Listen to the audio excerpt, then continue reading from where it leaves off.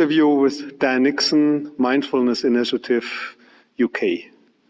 Dan, you were working in banking part of your life. You were working with the Mindfulness Initiative, and now you're joining the Mindful Finance.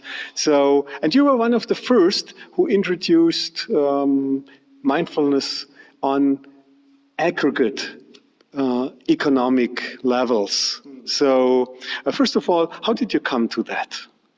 Yeah, it's an interesting story for that. I mean, I was working in the Bank of England, the central bank in the UK, on economic policy matters and analysis. And then at the same time, I was interested in meditation and mindfulness and I guess the mindset and the worldview, which can be cultivated through practicing mindfulness.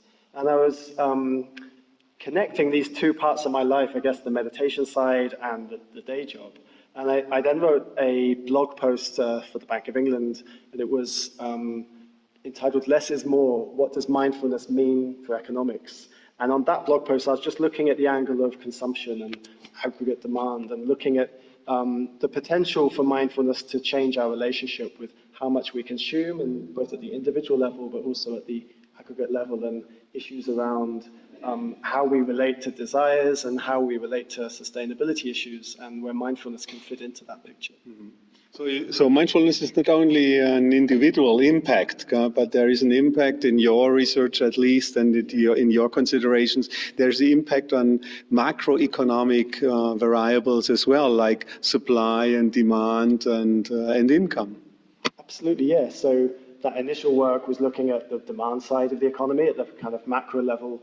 And you can also think about what would mindfulness mean from the perspective of supply in the economy. So quite a lot of studies show that mindfulness seems to support various qualities of our human capital. So it could be our ability to pay attention, to be present and to focus.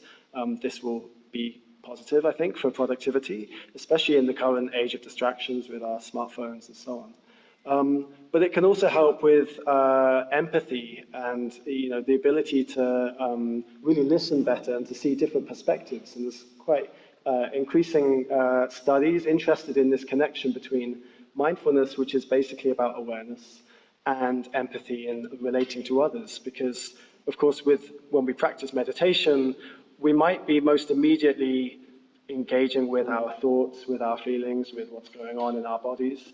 But ultimately, we're cultivating this awareness which we bring to conversation, we bring to listening, we bring to what we see around us. So there's this contextualizing element of mindfulness, which I think is borne out in the studies on empathy. So from the perspective of aggregate supply and productivity, we might find that we're supported through empathy, through creativity, through awareness. And so, this creates in total a picture of the economy where more mindfulness can make us a little bit more sustainably minded with our consumption, but also a little bit more adaptable, possibly more productive in terms of the work that we do.